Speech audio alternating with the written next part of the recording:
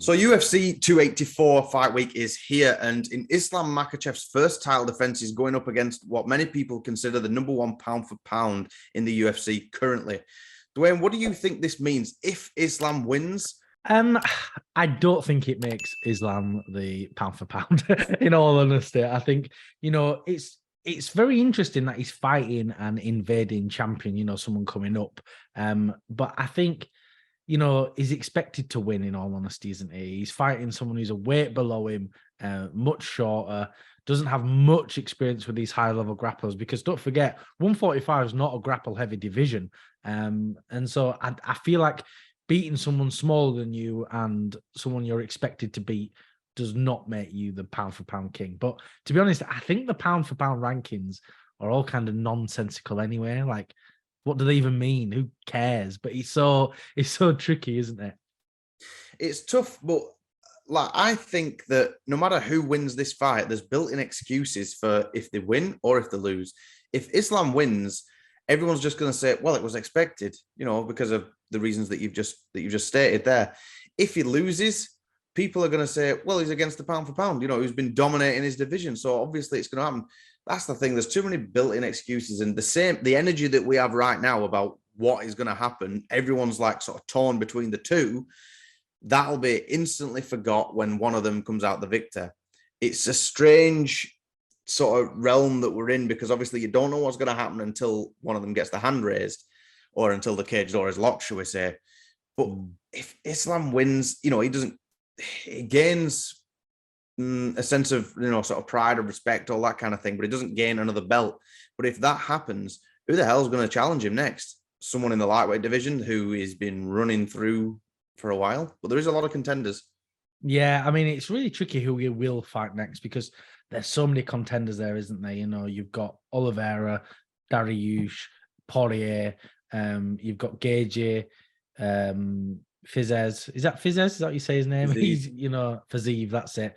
So there's all these top guys, but again, he feels almost unbeatable, doesn't he? I don't see really anyone giving him too much trouble. Maybe Dariush could. That could be interesting. I think that'd be a really fun fight. But Dariush has to get through Oliveira first, doesn't he?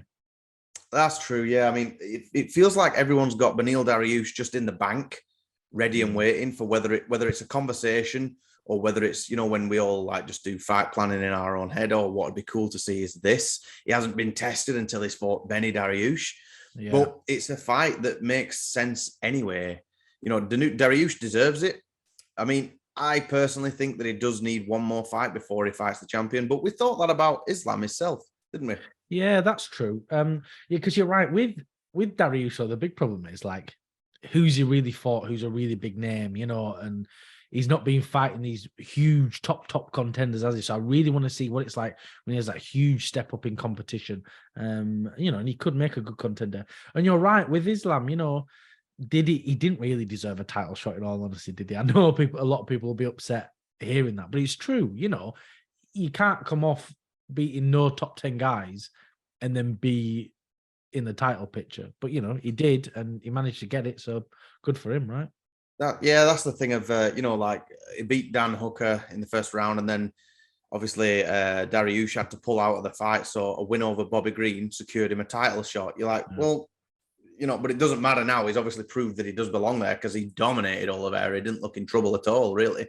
So it might have just been, pot luck of that. But then if Islam gets it done, though, and he gets his hand raised, he's just beat the featherweight king who has been on a steam train for a long time now. He's on a ridiculous fight win streak.